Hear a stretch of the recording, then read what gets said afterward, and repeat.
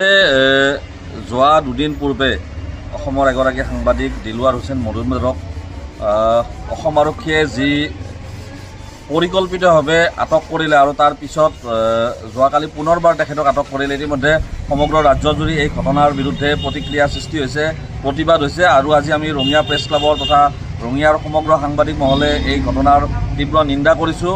অত্যন্ত আক্ৰোশমূলকভাৱে এই যি ঘটনা সংঘটিত কৰিছে তাৰ বিৰুদ্ধে আমি প্ৰতিবাদ সাব্যস্ত কৰিছোঁ আৰু অনতি পলমে তেখেতক মুক্তি দিয়াৰ বাবে দাবী জনাইছোঁ।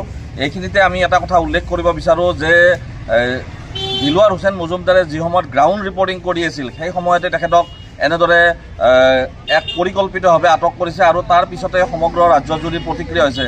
ইয়াৰ পিছত আমি এতিয়া যিসকল সাংবাদিকে টিভি সাংবাদিকতাৰ লগত বা ইলেক্ট্ৰনিক মাধ্যমৰ লগত জড়িত তেখেতসকলে কিদৰে গ্ৰাউণ্ড ৰিপৰ্টিং কৰিব তাক লৈ এক সন্দিহান অৱস্থাৰ সৃষ্টি হৈছে। কাৰণ যদি কালি আমি কোনো এটা অফিচত বা কাৰ্যালয়ত আমি এই সংক্ৰান্তত নিউজ পৰিৱেশন কৰিবলৈ যাওঁ, তেখেতসকলে যে এই সন্দৰ্ভত কিবা আৰু ভুৱা গোচৰ নিদিব তাৰ কি মানে নিশ্চয়তা আছে? কাৰণ ৰাজ্যৰ মুখ্যমন্ত্ৰীগৰাকীয়ে গৃহ বিভাগৰ দায়িত্বত থকা মুখ্যমন্ত্ৰীগৰাকীয়ে মুকলিকৈ এই ক্ষেত্ৰত এক উৎসাহ যোগাইছে এই গোটেই ঘটনাটোক।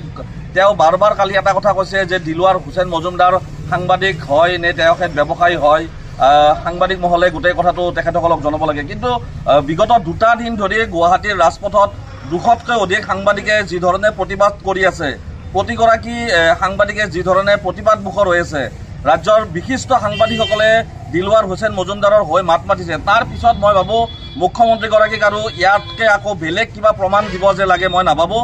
গতিকে যি আক্ৰোশমূলকভাৱে তেখেতক আটক কৰিছে সেই কথাৰ পৰা চৰকাৰে শুভবুদ্ধি উদয় হৈ তেখেতক মুক্তি দিব লাগে। এই দাবীতে আমি আজি ৰঙিয়া প্ৰেছ ক্লাব তথা ৰঙিয়া সাংবাদিক মহলে এই প্ৰতিবাদ কলা বেজ পৰিধান কৰি প্ৰতিবাদ সাব্যস্ত কৰিছোঁ।